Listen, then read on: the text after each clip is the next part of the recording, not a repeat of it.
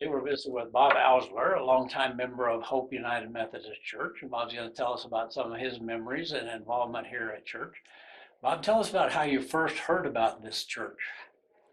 Well, I had left active duty in January of '81 and moved to Summit County to live with my in-laws while I was looking for real work, and ended up finding a job down here in Denver.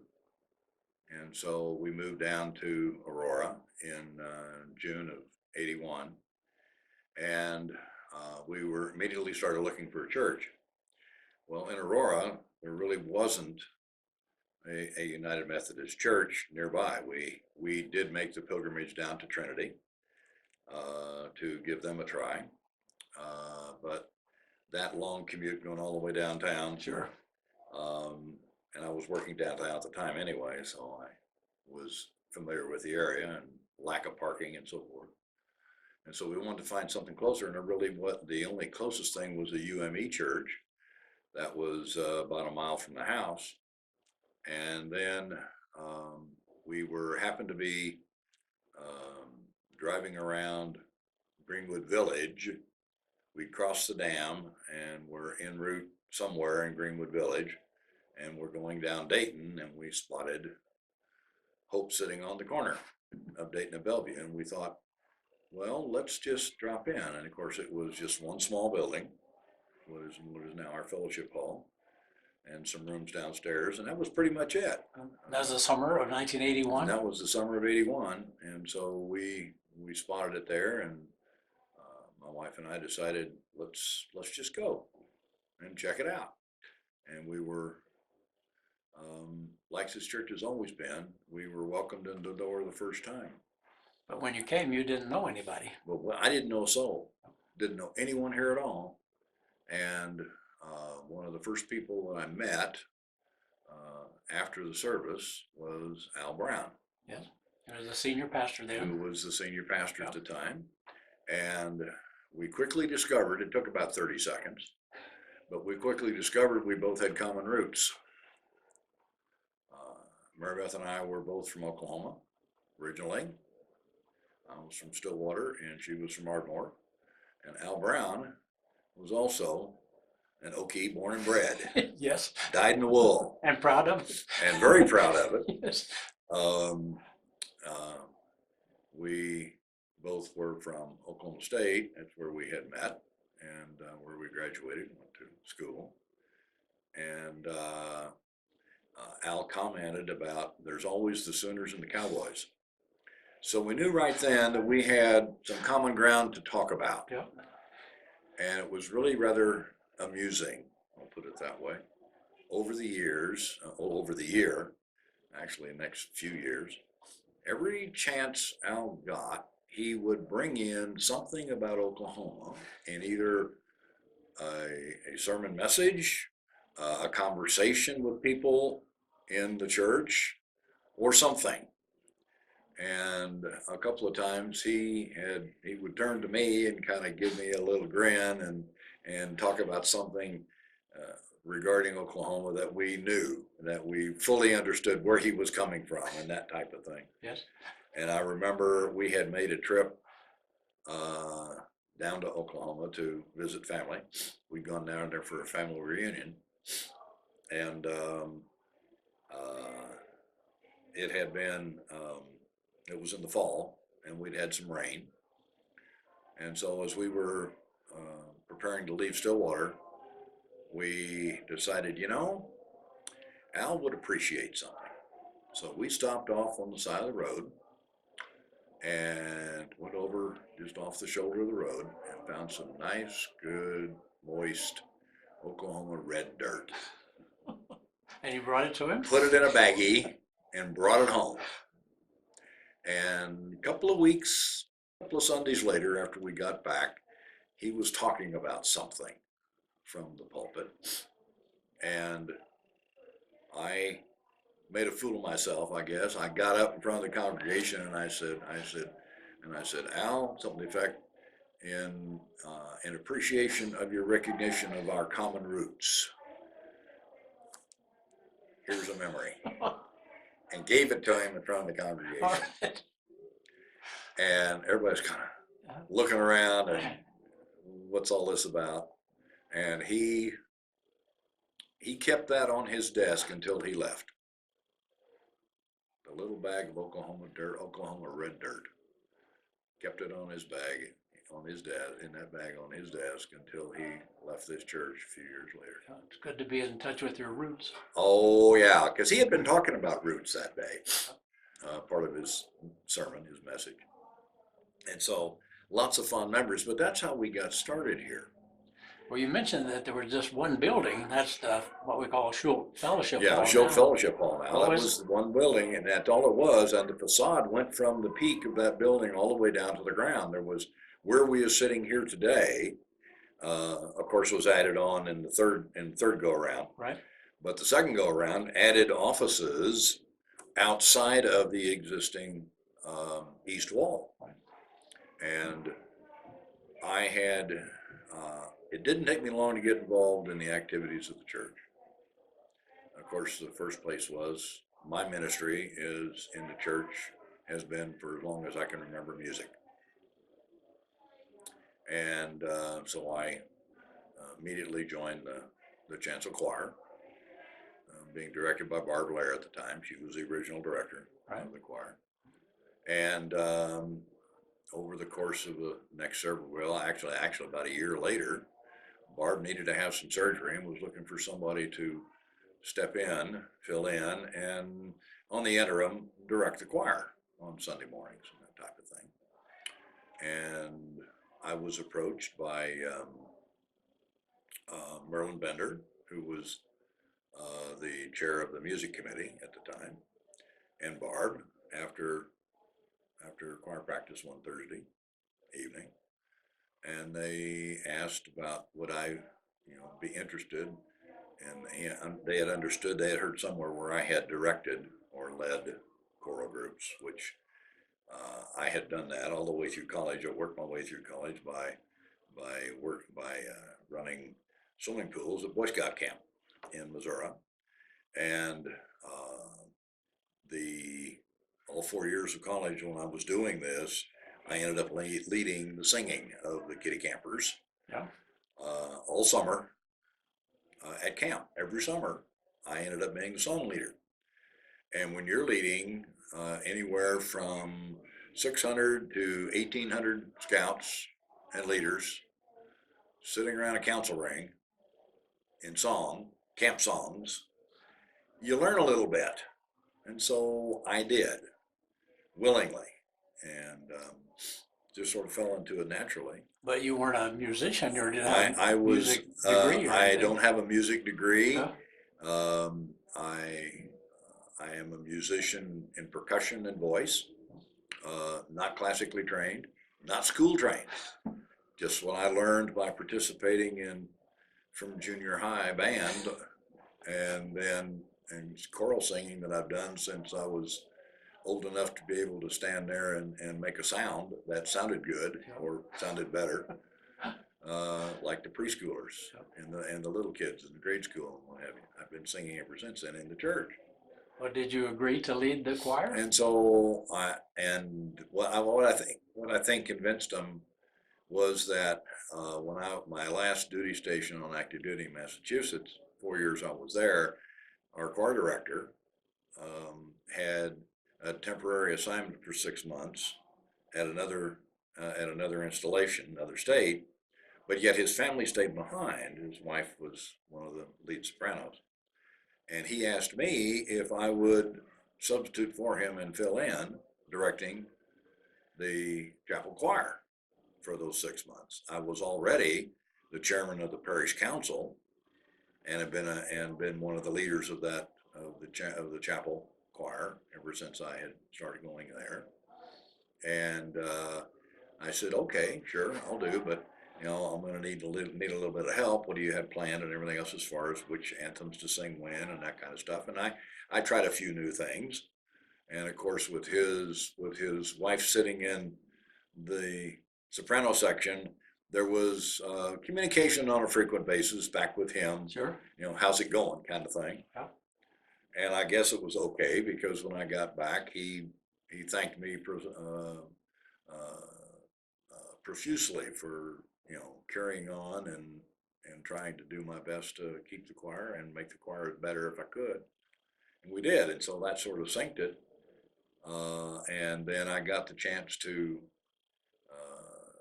direct the chancel choir here at Hope for about, I think it was about 4 months, 3 or 4 months, until Barb fully recovered from her surgery. And yeah, it sort of stuck. And I've been president. I was elected president of the chancel choir in, I think, '83 or '84, and ex officio, I've filled that position up until this day, because we really haven't had elections since the current director got here, Larry Murding. Yeah.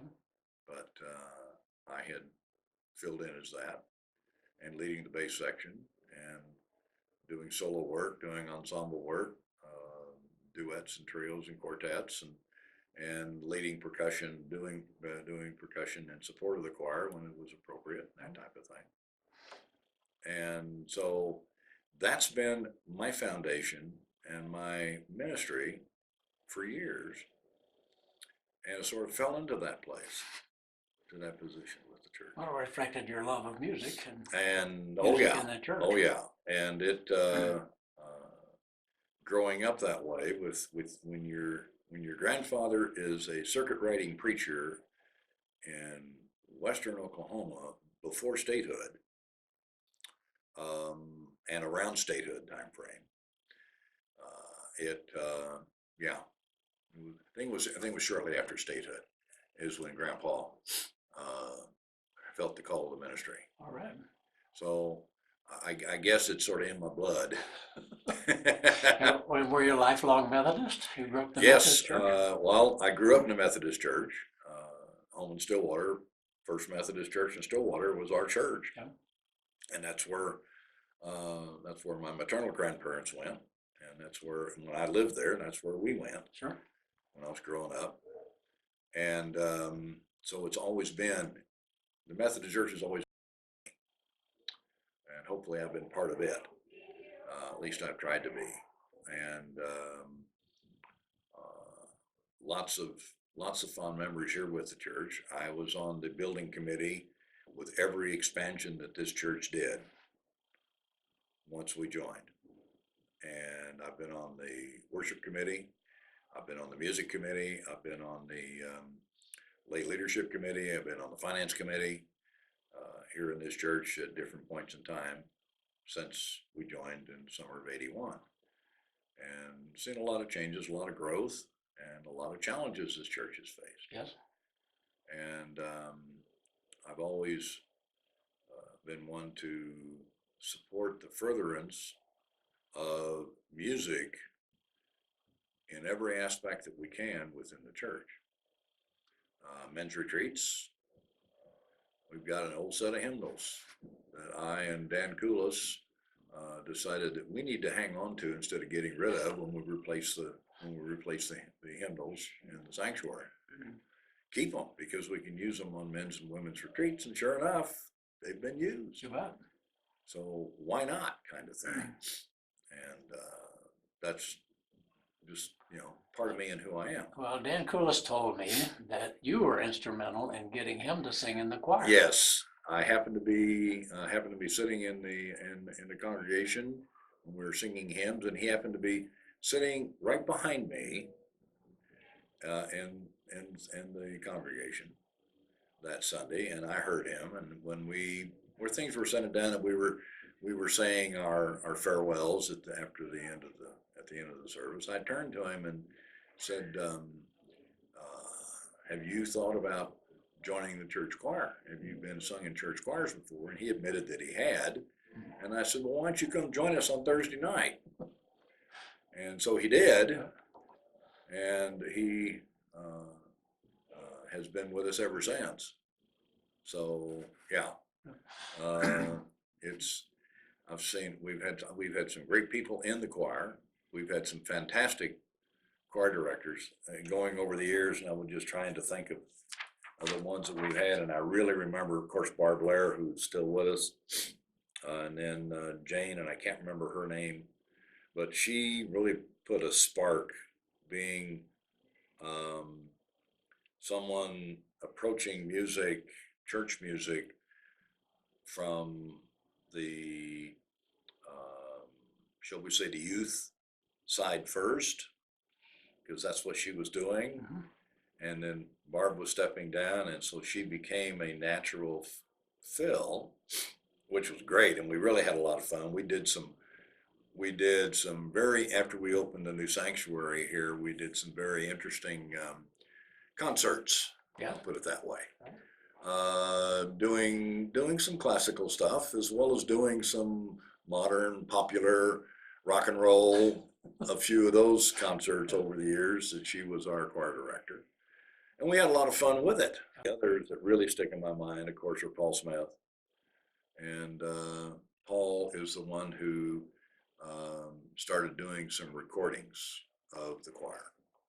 And so we had some cassettes done, and we did some, had a CD or two done at one point in time or another. And I've got a piece on there that I did the arrangement for, that I've been doing either as a trio or as a duet or as a solo around Christmas time, called Calypso Christmas, that people look forward to. I have fun with it. Maybe that's why they look forward to it, because I have fun with it. Yes. And Paul encouraged me to, to continue with that. And then John Polinsky, our composer in residence, was just fantastic, fantastic choir director. Yes.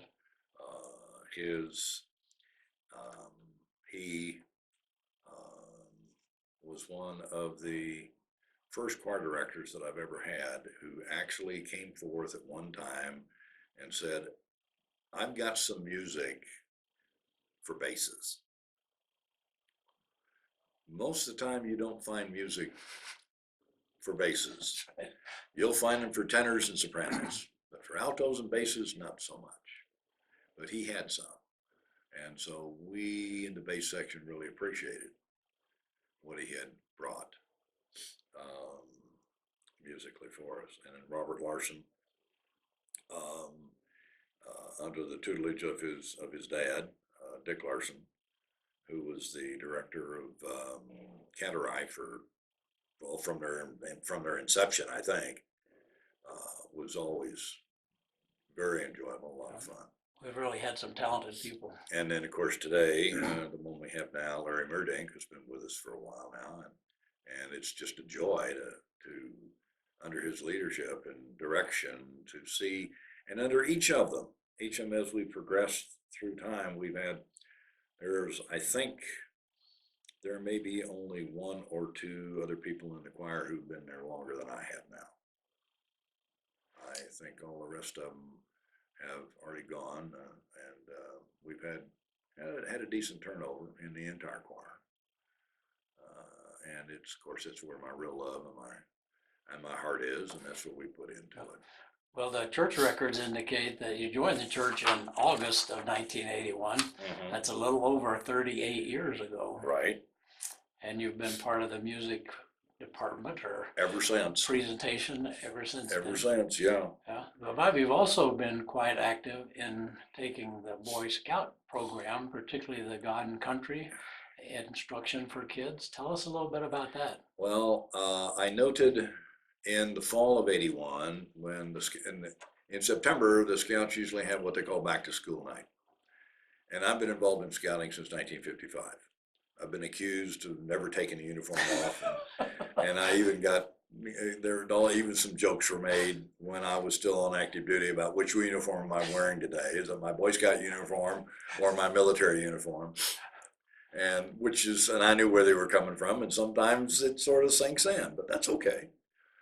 But I noted here that for probably beginning around I'm gonna take a wild stab and say somewhere around 1920, maybe a little earlier. From then until about 2005, the Methodist Church was the #1 supporter of the Boy Scouts of America across this country. There a lot of support from a lot of civic organizations and other churches, but the Methodist Church had the largest support and participation with the Boy Scouts. My parents were actively involved in scouting, and they helped start the National Association of United Methodist Scouters, and they invited me that year to become a charter member with them, which I did. And so that entity is a good source of support for Methodist churches Yes. who want to make scouting as part of their youth ministry. And I've always been involved with youth in scouts, and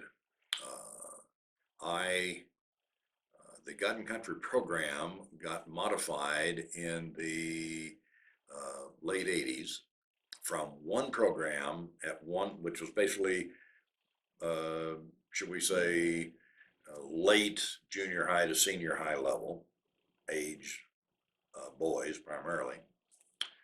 And it had been broadened to include Girl Scouts and Campfire over the years.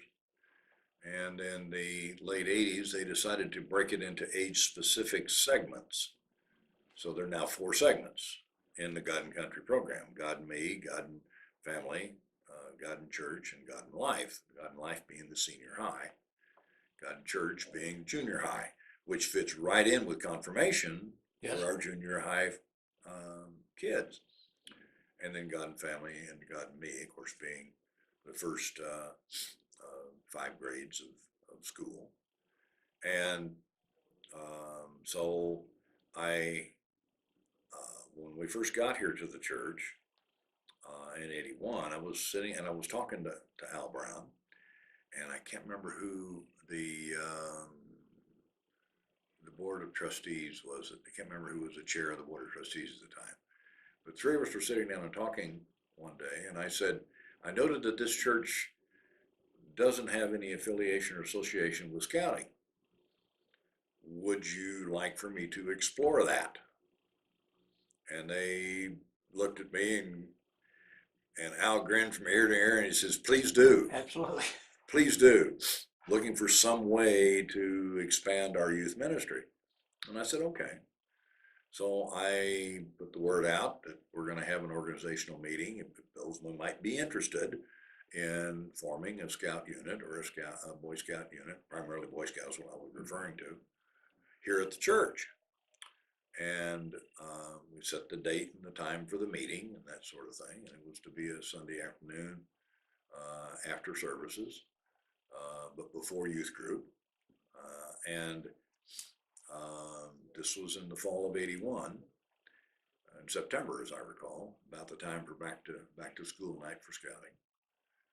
And we had 3 parents and 2 kids, 2 boys show up.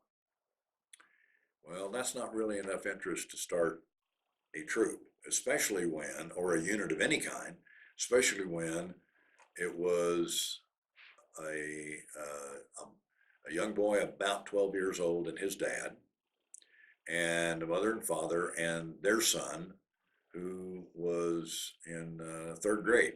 Oh. Cub Scout age. Yeah. Okay, so we got Cub Scout age, and then we had junior high age. That's not conducive to one unit.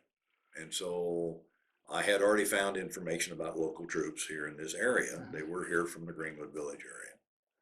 And so I said, okay, well, this really isn't a good foundation to start, but here's some information to help you get involved in scouting. And so I gave them contact information and so forth. And the last I heard, the younger one, the boy of Cub Scout age, I understand, I heard a few years later that he had continued in scouting, got involved in Cub Scouts and Boy Scouts, and then I believe the family moved.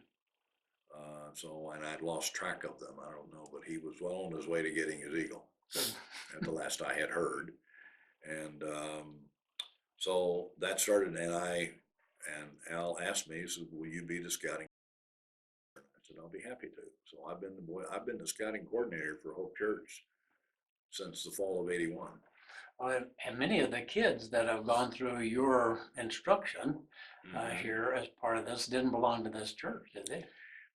Over the years, I have had, I did not conduct a class when my son and daughter were taking God and Country.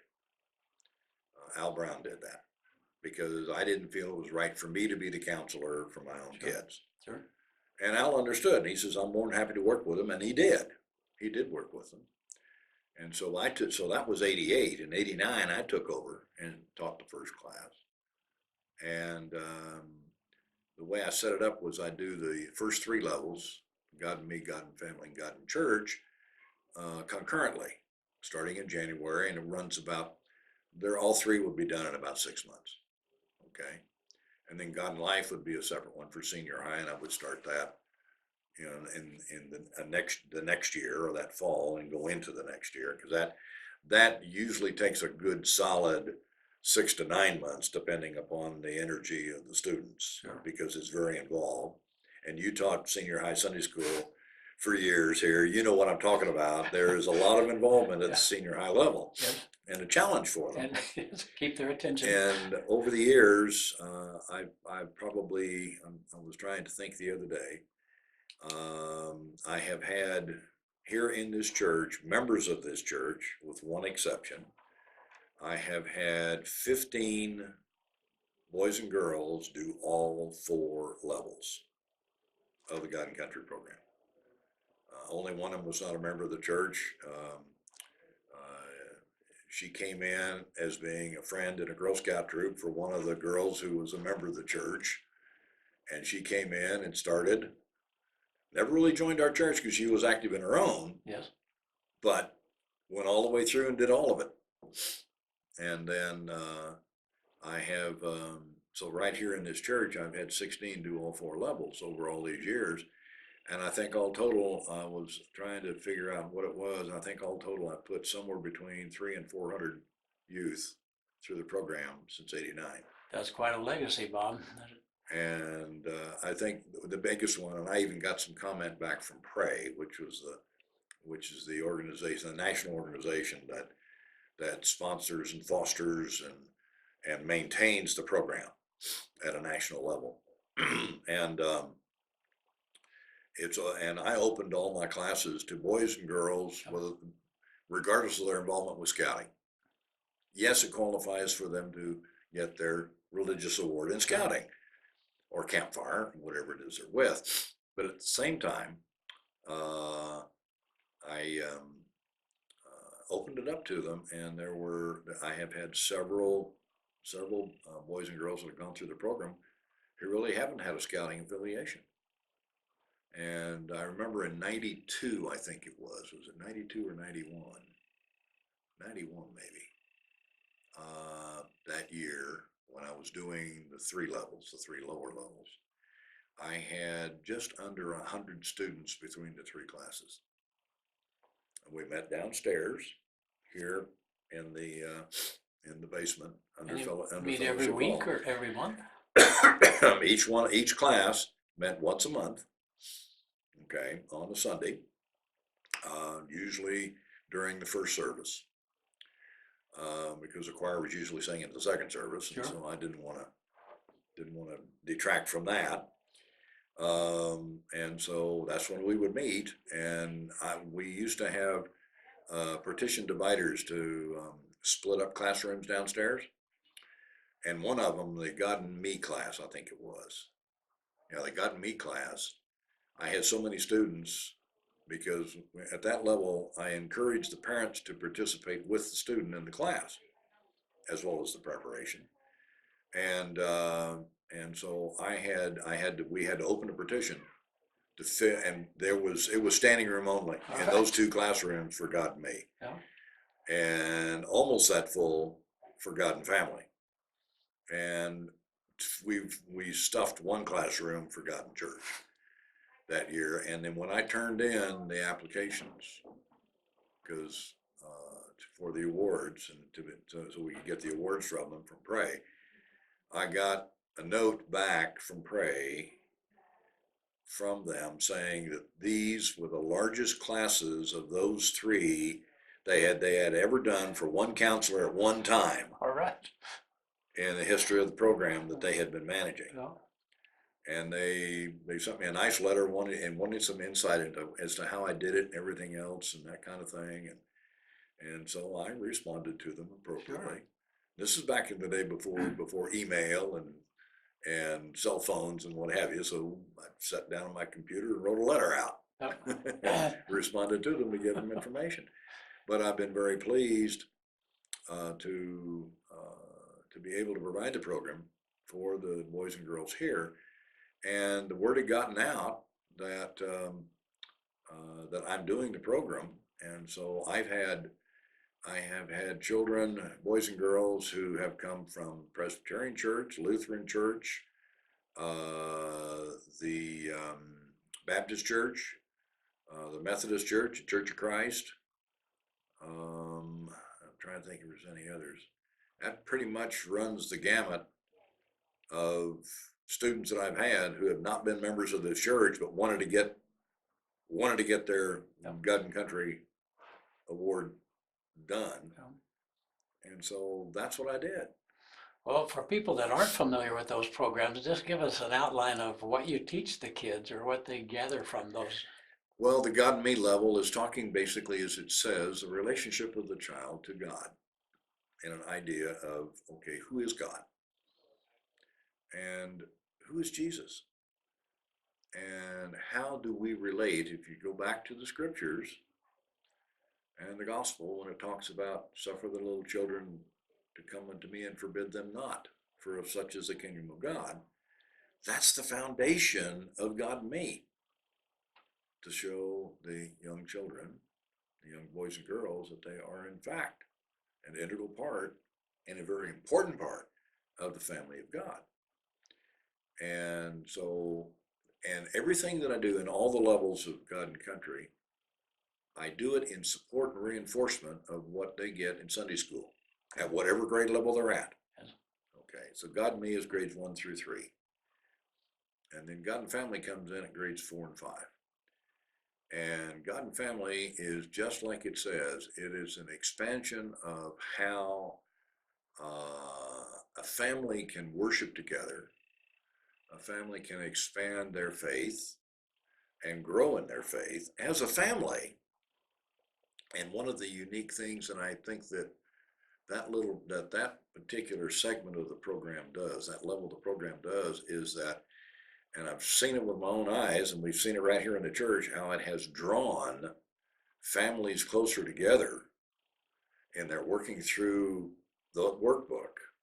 And I provide the workbooks for all the kids. They don't have to buy them themselves. I provide all the workbooks. And all I ask is that they do the study and they do the project work, the things that are in at each grade level appropriately. And to be able to show the God and Family level that Jesus taught us how important the family is when he talks about honor thy father and thy mother, part of the 12 commandments, 10 commandments, and the 12 beatitudes. And taking that as the foundation to show us how important families are in our faith, it helps cement that a little better. And God and Church, similar to confirmation. It's not a confirmation, not replacing confirmation, No. but it is expanding the child's understanding of just what the church is. We talk about, in confirmation, we talk about the Methodist Church, okay? The Methodist Church Universal. We talk about the Methodist faith, the Methodist beliefs, our doctrine, and so on and so forth, so that at that level, at that age level, grade 6, 7, and 8, they can understand just what Methodism is. Right. and why we are what we are today. And in the God and Church program, we expose the students and their parents to how the church is the expression by us here on earth of God's intent for us as Jesus taught us. And using that approach, we enable the child to hopefully get a better grasp of why the church, what is the church, and we find out real quickly, yes, we have a building, and people call it the church, but what is the church? And they find out real quick that it's not just the building, which is so important to our faith. It's so important to Christianity, period. And then, of course, God and Life at the senior high level is an idea of helping the student understand just how important, if they will let Him, how important God and Jesus can become in their lives individually. And I know you approach it from the senior high Sunday school classes that you've taught, because my kids went through them, and they have a lot of fun. We were talking just a few months ago, that how much that they had fond or not fond memories of your classes. That's nice. All the way through high school.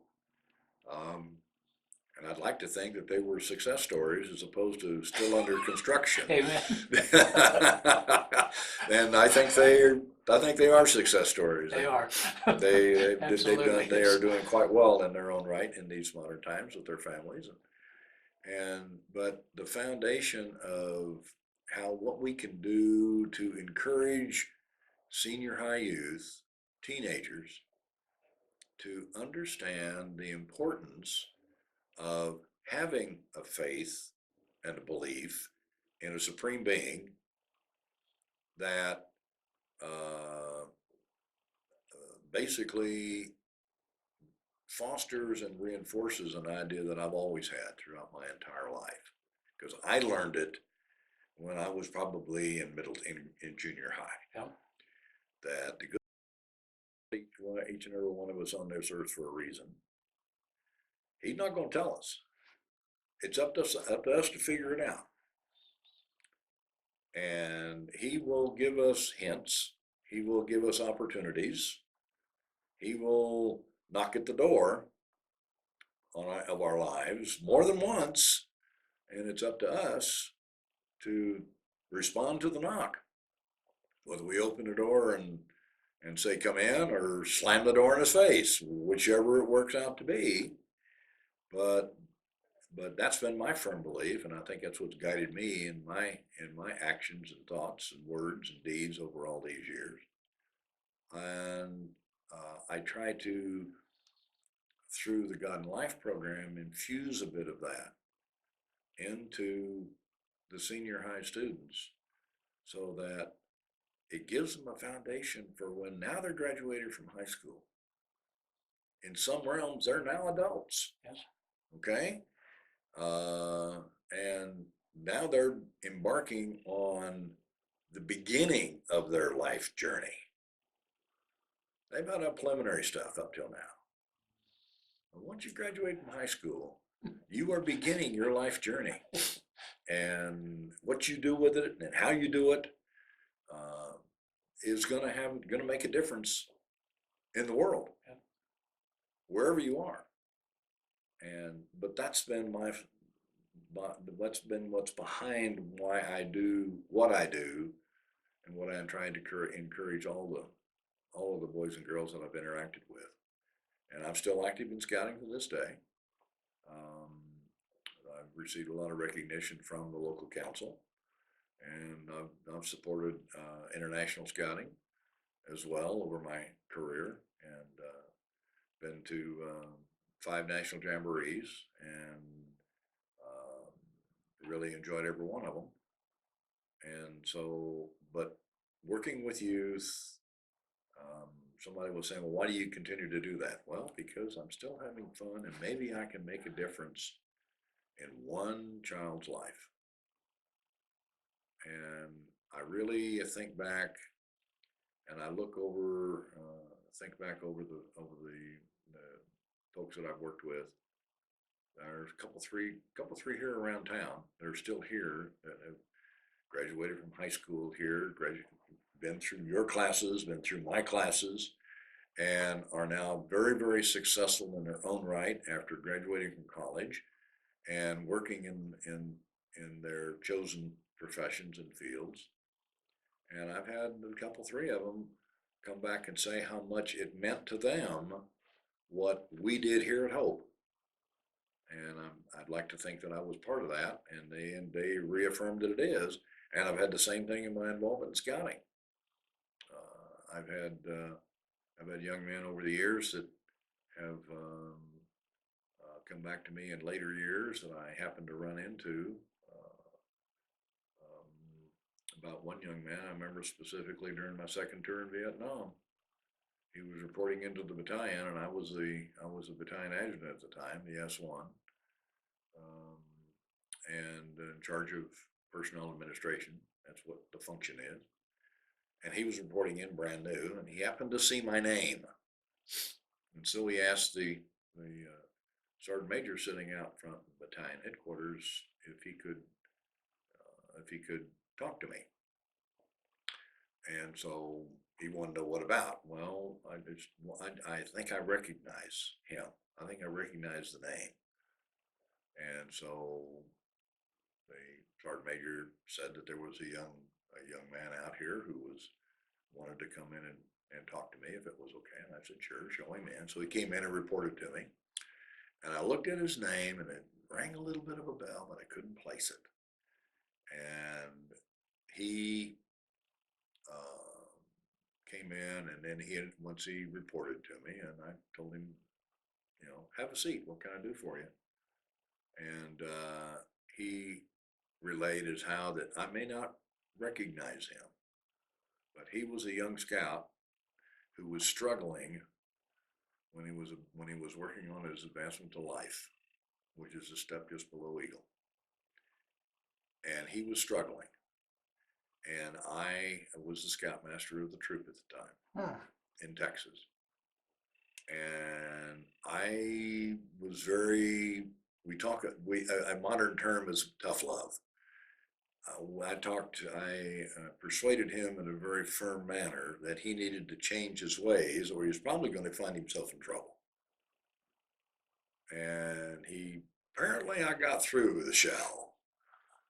And he wanted to tell me how much he appreciated the effort that I had done way back years before in setting his feet where they ought to go.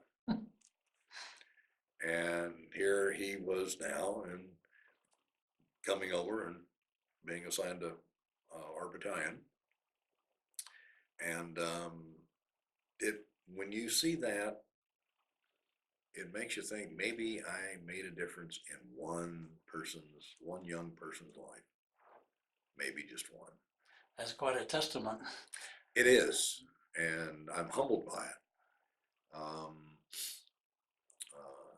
And that seems to be, well, I guess basically who I am. And so I continually support the youth activities. When my son and daughter were here in junior high and senior high MYF, Maribeth and I were counselors, supporters, volunteers, and we're there to help not just our kids, yes, but the rest of the kids, and reinforcing the efforts that was being done by the youth ministry here at the church. And we've been very fortunate over the years to have some very, very good youth ministers and volunteers who are very good at working with youth, and school teachers, former teachers and things like that, who are really instrumental in it. And so that, I guess that's where I'm coming from. That's what the God and Country program, what it does and what it means, and how I'm able to hopefully use it to the betterment of the youth that we have here in this church. Um, I've also trained the acolytes. I've been a lay leader. I've been a scripture reader. I've been and I've trained. I was the head usher here for. I took over as the head usher in the church in '82, and was the head usher for the church until about '89, I think it was. Trying to remember. Um, yeah, '88 or '89. In addition to the choir, and In in addition addition to to the the choir, youth, in and addition to to the the youth, scouts. yeah, and I became the head usher. And at that time, we had 3 services on Sunday morning here in Show Fellowship Hall. Um, and that was a challenge, getting um, getting ushers to support each service, and not burning them out. Sure. So, but we were successful. I've had some very good men and women here who stepped forward, and John Tripp was one of my usher captains that I had at the time, and he took over for me as the head usher for the church, Right. and has been fulfilling that function to this day, I think. Um, and yeah, we've seen a lot of changes, and different in the way the services are conducted, and of course the different facilities growing from there, and then growing into the new sanctuary. And I was being on the building committee. Yeah, there's about probably a third of the pews in the new sanctuary I assembled for installation Oh, in that sanctuary. And remember the discussions that we had about the chancel rail, and about the monastery rail for the choir loft, and then initially having just a solid wall over where the bell choir is yes. now, as opposed to having the alcove that we do Yes. to balance it and everything else. I was in on that discussion as well, and so it was, yeah. Yeah. I've seen a lot of changes in this church over these years. Well, you told us that some of your memories about Alton Brown. One of his running buddies in those early days was a fellow named Victor Schult. Do you Victor remember Schult. him? Oh, I do. I remember Victor. Oh, I remember Victor fondly. He, when we were first joining the church, we were surprised one afternoon, and Victor showed up at our house and wanted to welcome us. He just did that. Yes. And he showed up at the house and wanted to welcome us. And it was an afternoon. I don't remember if it was a Saturday afternoon, or might have been, or Monday, or some afternoon after we both got home from work and kids home from school. Might have been a Saturday afternoon. He stopped by and to just say welcome us to the congregation and anything else, and we have and Victor was very supportive of my work as the head usher, as well as my activities with the choir while he was here. And I thought it was very appropriate that we named the fellowship hall in his honor. Very well deserved. Fine gentleman, and um, he started a program that I don't know if it really is done the same way as we started it.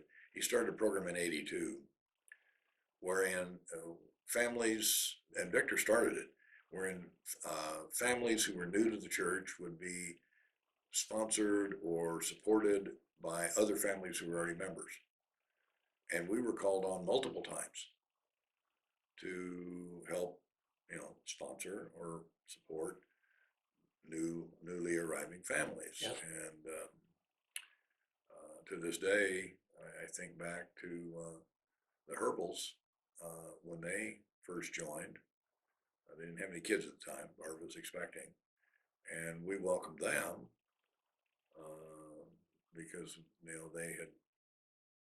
He was still on active duty and military background, my military background, and what have you. And we hit it off as church friends almost from the start. Yeah.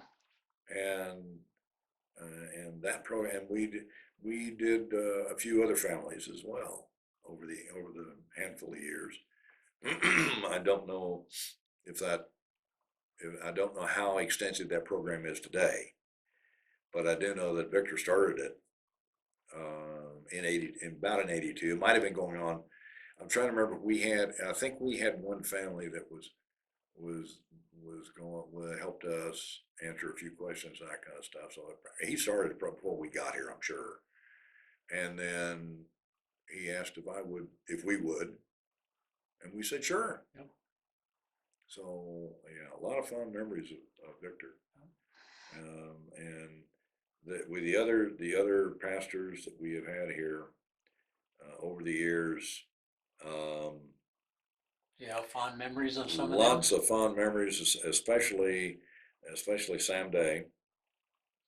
And I remember offering, sitting in the choir loft. You're usually behind the pastor when they're preaching. Yes. Okay. And so you see things, you observe the congregation.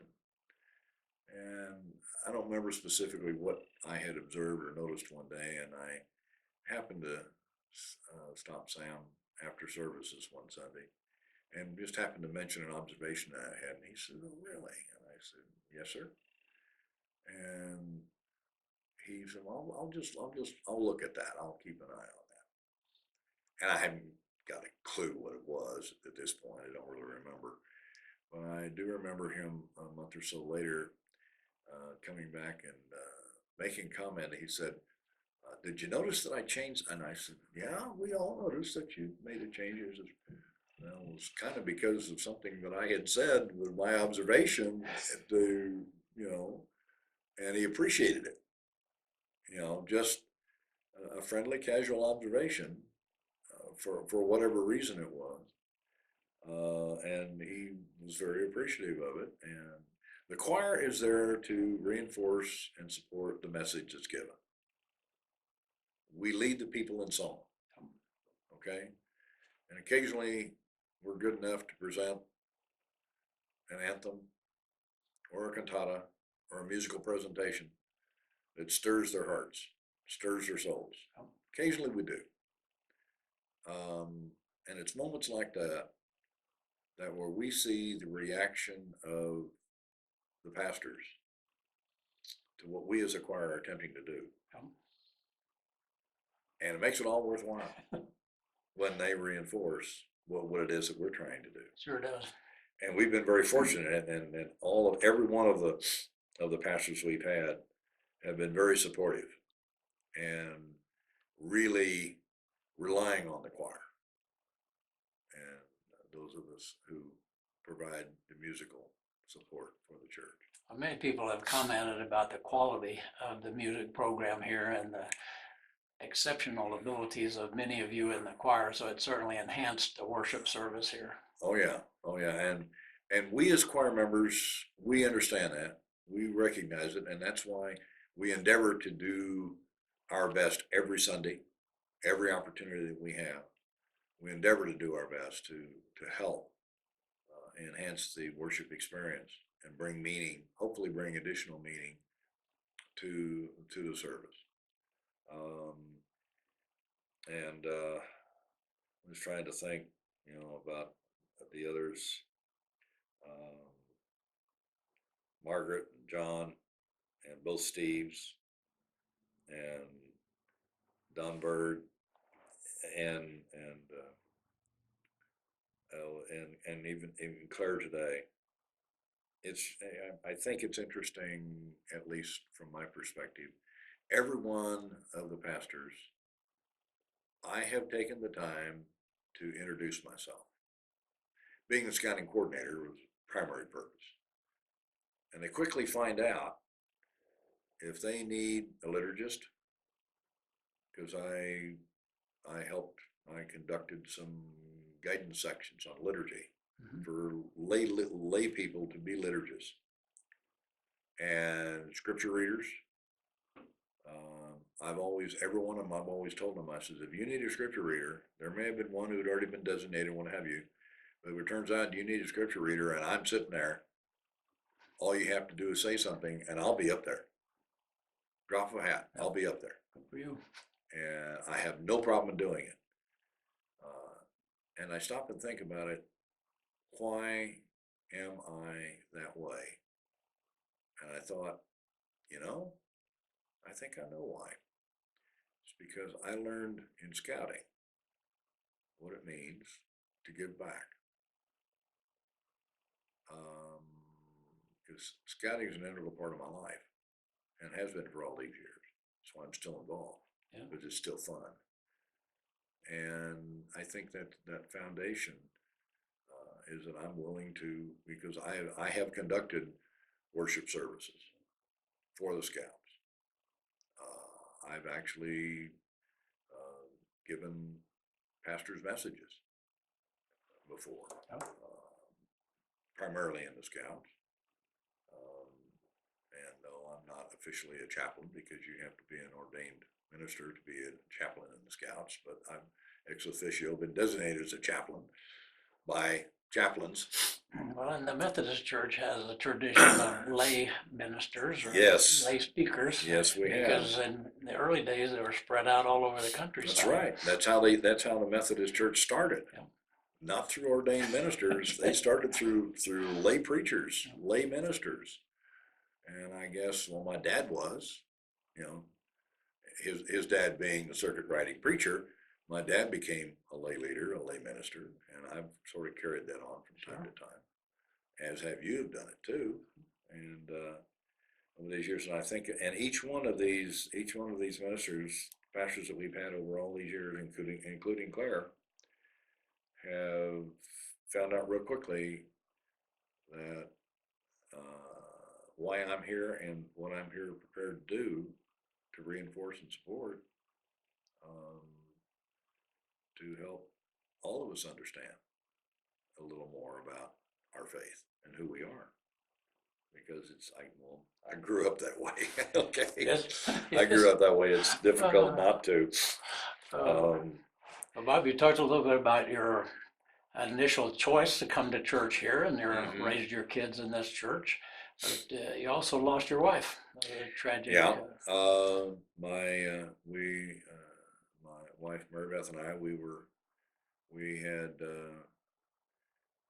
been married 46 years. We'd known each other 48 years. We were engaged for 2 years in college before we got married after we graduated. And when Pastor Claire arrived, I was visiting with her to introduce myself.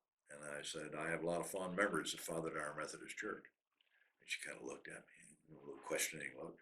And I said, because in June 25th of 1966, Mary Beth and I were married in that church. Oh, you were? I didn't know that. At Father Dyer Methodist at the old location, the original building, but in the old location. Up in Breckenridge. Up in Breckenridge by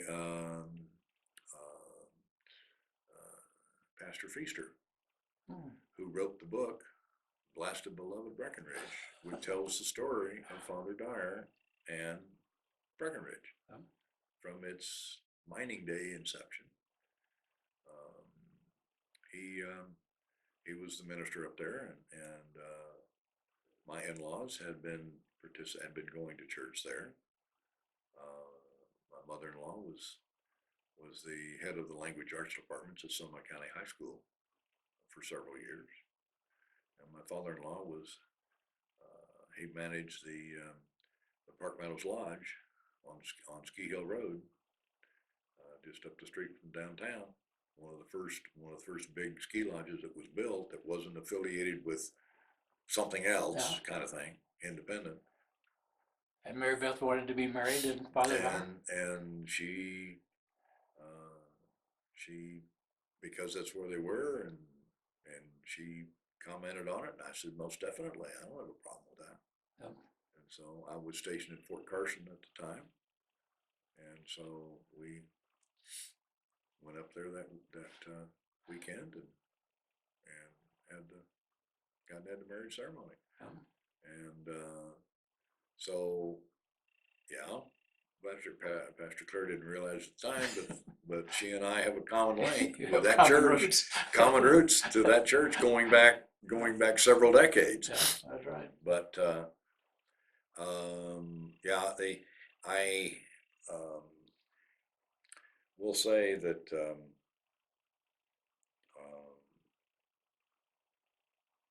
the reinforcement of support that I have had through all the trials and challenges, because when I first joined the church, I was working downtown, and then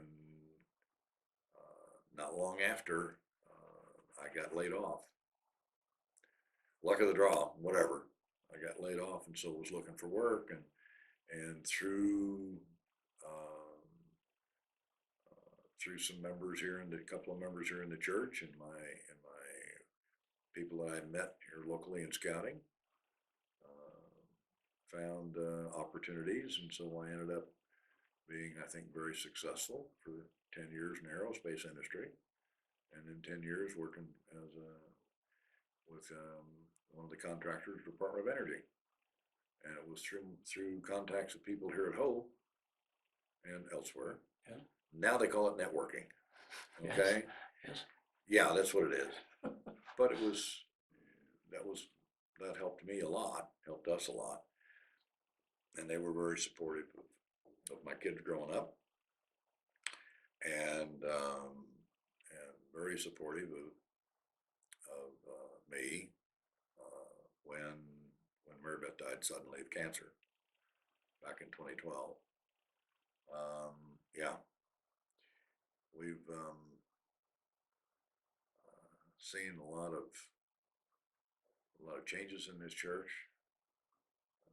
very positive things in this church over all these years, and the thing that keeps me coming back is this church has become family to me. Um, we, because now it's just me. I look forward to coming to church on Sunday morning. I look forward to coming to choir practice tonight. When I have to miss a choir practice because of work or something like that, um, even though I'm retired, but I'm not.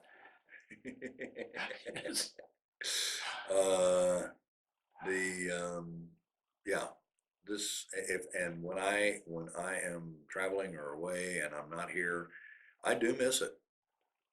I do miss it because I've got friends here, and I know I have friends here, and it's those friendships that you make over time with people who have a common interest and a common belief and a common desire to support and help one another is what keeps me at Hope. You've articulated very well what this church means to you. Yes. And you mean a lot to this church, Bob. Thank you so much for all of your service and your dedication, your commitment over the many, many years. Well, Tell us what you'd like to see from this church in the next 38 years. Well, I would like to see the church itself I think is fairly stable. I would like to see and we've seen some growth. I'd like to see at one time we had over 1,000 members Right. who would show up on Sunday morning between 3 services. And how do I know? I counted the heads as the usher in the back. Okay. Yes. Even though I was sitting in the choir loft, I was still counting the heads. Okay. And I can remember routine Sundays of having over 1,000 people sitting here in worship between the 3 services, or among the 3 services. And I would like to see this church grow back to what it was. And I think we've been very fortunate to have the pastors we've had here, and I think it's been a draw. I think.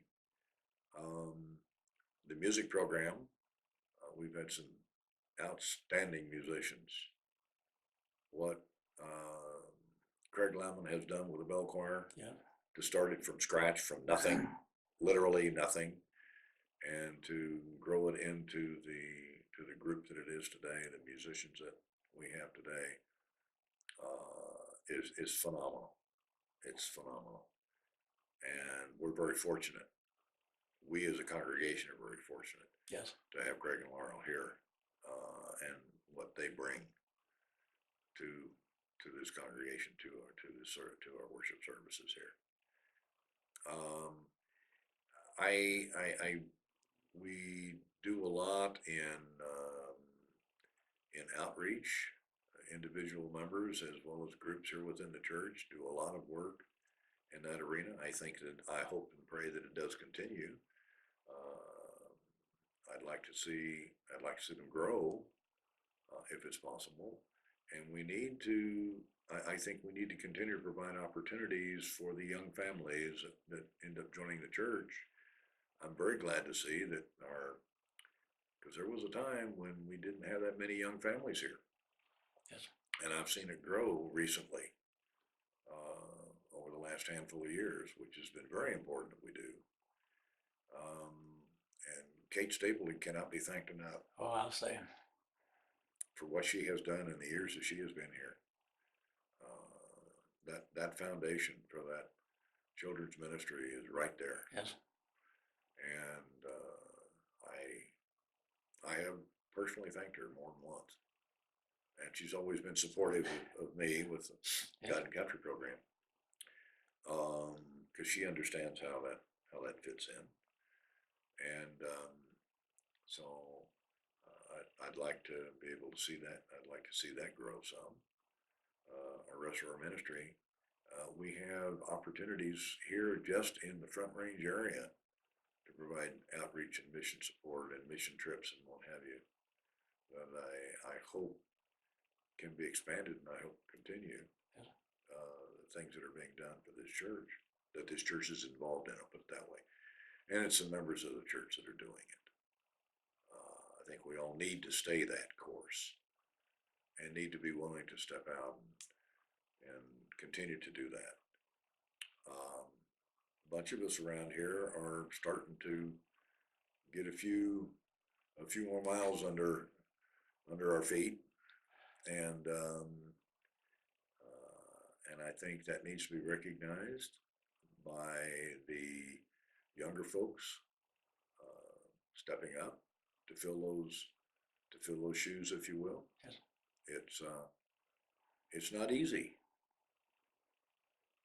Thing I've noted, and it's the same way in scouting. Thing I've noted is that there's too often a reliance on the old hands to stick around and stay and keep leading. Yep.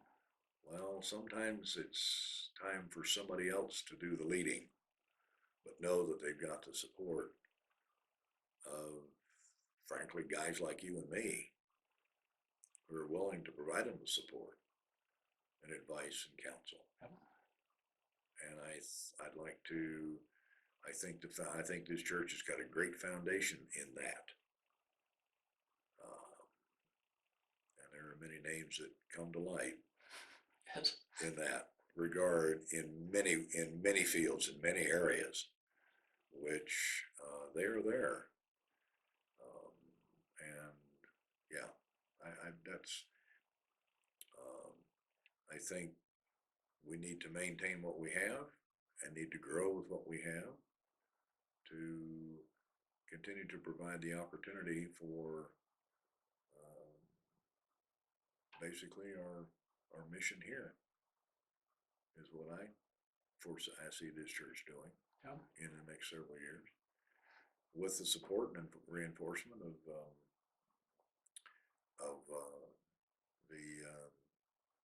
conference. And I think we've been blessed with the conference assigning the pastors that we've had over all these years. I agree. We've been fortunate. Some churches don't get so fortunate. It's true. but we have been. And I would like to think it's because of who we are and who we've demonstrated that we can be. And I think we need to stay the course to get not stray from it. Yes.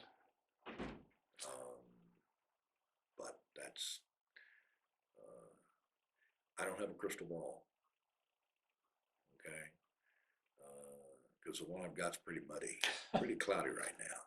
I agree. You know, but I can only think about the standpoint of what we have accomplished in this church through different entities and groups and individuals over all these years, that we are the growing body of Christ here in this community and in this area and in this conference. And we need to understand that, and we need to maintain it and keep it always in the back of our mind and learn. Yes. Yeah, we made some mistakes. Everybody does. But I think this church has learned from them, which to me is part of our success and doing all these things that we've got. Well, we talked about a lot of your memories and people and missions and things that you've done here. Have we left anything out that you Well, I tell you, remember? Charlie, I don't know. I just stop and try to think. There's lots of highlights. And I just have to say that and I can't remember which pastor it was that started it, but the interfaith group here in Greenwood Village, that the group of pastors that got all these churches together. We started doing Thanksgiving services Yes. several years ago. Yeah. And I don't remember who was our lead pastor at the time when all of this started. But it's been going on for some time. And it's putting together all those choirs and singing in the different churches. I've heard comments from other choir members in other churches when they've come here, and when we've been to their church. Oh, you're from Hope. And it brings a certain message to them. Yes. That we are truly a leading church in this community. And I think that's something to be understood and to be proud of, and yet to be humbled and feared of being in that position. There's a responsibility that comes with that recognition. Oh, yes. Oh, yes. Because of what we have done as a church. And it's the leadership of our pastors and our lay leadership that has gotten us to that point where we're doing what we need. Well, to use the trite phrase, we're doing God's work, one piece at a time. That's right. And sometimes that is not an easy path to follow. Usually not. Well, Bob, thank you for your faithfulness to this church and your activities and your service here. And thanks for sitting for this interview. Well, it's my pleasure, Charlie, and I'm humbled that you would ask me. It's been my pleasure. So, and I look for a long and continued relationship in this family. Thank you. Me too. Thank you.